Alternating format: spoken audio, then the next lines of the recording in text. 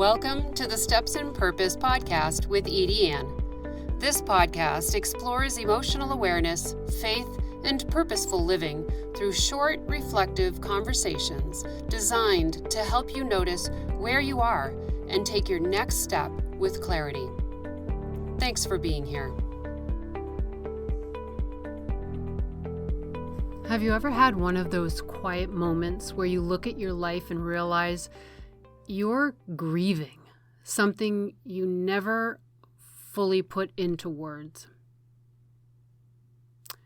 Maybe it's the life you thought you'd have by now.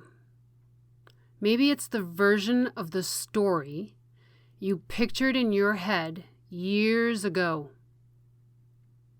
Maybe it's the relationship you thought would last, the family you thought you'd have, or maybe even the family dynamic you hoped would feel different. How about the health you assumed would still be there? The business you thought would grow faster, or maybe even still be in business? Or the peace you were sure you would have arrived to by now, right? Whatever it is, there's kind of a grief that comes with the unmet expectations. And I think a lot of people carry it without even realizing that's what it is. Because grief doesn't come from losing what you had. Not always, right? Sometimes it comes from looking around and realizing life didn't quite unfold the way you thought it would. You thought you'd be further along. You thought it would have come together by now. You thought healing would have happened sooner. You thought the hard season would have passed already. And when life looks differently because it didn't meet your expectation, there's real sadness that can come from that. I think this kind of grief can be hard to talk about because it feels harder to explain, right? People understand grief when there's the clear loss that you can see, right? When you lose somebody, when you have a goodbye or a funeral or a diagnosis, a divorce, like a closing chapter. This kind of grief is quieter because it kind of sits in that gap between what is and what you thought would be. It shows up when birthdays come and go, when another year passes, when prayers seem to take the scenic route, right? And when you realize you're carrying disappointment that has never fully had a voice, right? Maybe you didn't even share those dreams with anybody and they're just not happening. I think about the woman who thought by this stage of life she'd feel more settled, more secure, more sure of herself, right? She thought she'd have the relationships or the peace or the financial breathing room or the clearer direction she spent years reaching for, right? She's still moving forward. She's still showing up. She's still doing her best. Yet every now and then, she feels the ache of the timeline she once had, right? And she wonders why this part still hurts when she's already doing or has done so much growing. I think about that at the age of 56. Maybe I'm that woman, right? Wondering why she feels emotional over a life that never even happened. And maybe the answer is simple. It matters because it mattered to her. And that's what I want to make space for here today, okay? Because just because something didn't happen the way you hoped doesn't mean your grief around it is somehow smaller. A dream can matter. An unmet dream can matter. A picture in your mind matters. A hope you carried for years matters. And when that hope changes shape, takes longer, or fades out completely, your heart feels that. Of course it does. Right? Sometimes we try to talk ourselves out of that grief. We tell ourselves we should be grateful. We tell ourselves people have it worse. We tell ourselves life is still good in so many ways. And I'm not saying that that's bad, right? We're trying to see the silver lining. And all of it may be true. And gratitude and grief can sit in the same heart at the same time. You can love parts of your life and still ache over what you thought this season would be.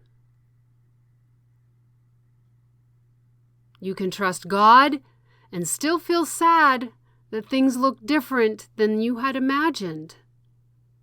You can be thankful and still feel the sting of what hasn't come together yet. I think a lot of people need permission to admit that. I'm giving it to you. They need permission to say, this isn't the life I pictured. And some days it still hurts. They need permission to stop pretending they're fine with every delay, every detour, every closed door, every change in direction. Because sometimes the kindest thing you can do for yourself is simply tell the truth about what your heart has been carrying. It's okay to not be okay. And this is where it really gets human. Sometimes the grief isn't only about what didn't happen. Sometimes it's about who you thought you'd be by now. You thought you'd feel more confident. You thought you'd feel more healed. You thought you'd be less affected by certain things. You thought you'd have figured out how to stop circling around the same ache. And when you realize you're still tender in places you hoped you'd be stronger by now, that can bring its own sadness too.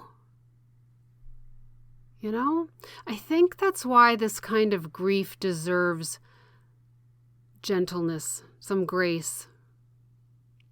It isn't dramatic. It's not loud. It's not going to be loud. It's real. It's the quiet ache of unmet expectations. When you set an expectation and you don't meet it, your heart aches.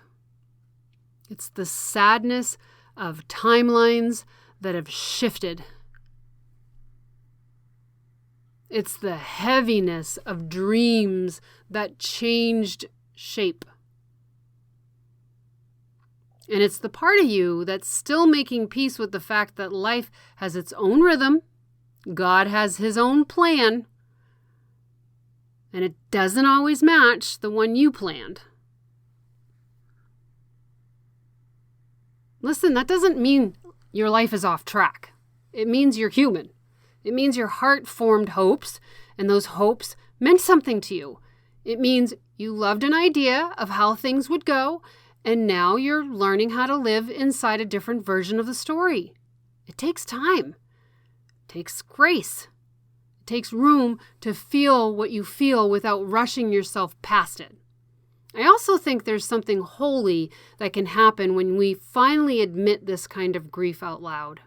Because I've always said if you name it, you can stop carrying it in such a lonely way, and you can release it. It becomes not a part of you anymore. Because once you name it, you can stop judging yourself for feeling emotional about something invisible. Once you name it, you can start letting God meet you there, right in the middle of that gap between what you hoped for and what is. And maybe that's part of the healing, right? Maybe healing starts when you let yourself say, I really thought life would look different by now, and I'm still grieving that. Maybe healing starts when you stop treating that sadness like something you're supposed to hurry past Maybe healing starts when you honor the ache instead of trying to outgrow it too fast. What do you think of that? Because when you do that, something soft begins to happen. Your heart starts to feel seen.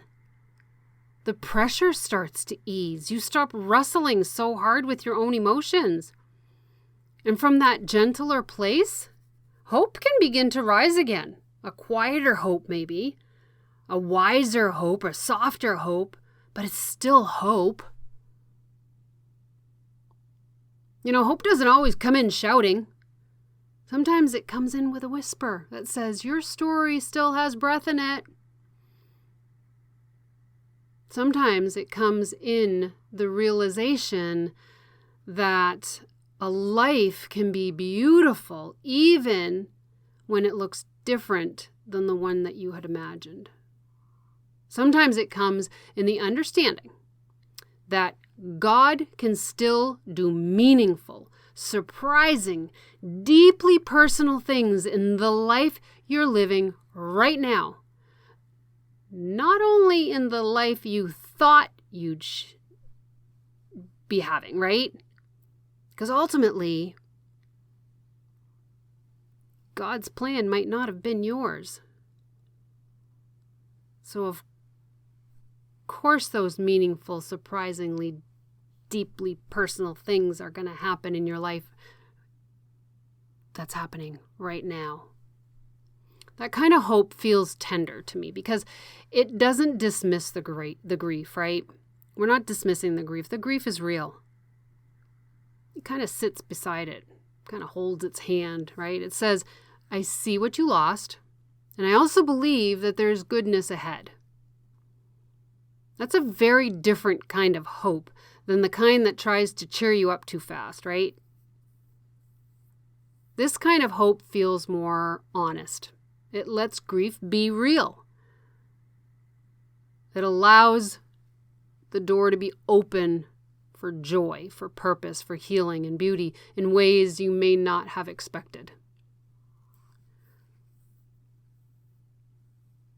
So, if today finds you in a place where you're quietly grieving the life you thought you would have by now, I just want to say this with a lot of tenderness. Your heart makes sense. Your sadness makes sense. The ache you feel around those unmet expectations, those make sense. And you're not too emotional. You're not behind the 8 ball. You're not missing some secret formula. You are human with a heart that hoped. And that matters. So maybe today isn't about fixing the grief. Maybe today is about making room for it. Maybe it's about letting yourself be honest about the part of your story that still feels tender. Maybe it's about realizing that what you're feeling has a name, and that name is grief. And maybe once it has a name, you can begin to loosen its grip. I want to leave you with this question. Are you grieving the life you thought you would have by now? I want you to sit with that question and notice what it rises in you, okay? Maybe there's a dream, a timeline, a relationship, a version of yourself, picture of life that you're still quietly mourning for. Let yourself be honest about it. Let yourself bring it into the light, and let yourself remember that even here, even in this life as it is, there is room for God to meet you with comfort, meaning, and a future that still carries so much beauty. Because remember, your next step matters. Thanks for spending this time with me. Until next time, keep stepping in purpose.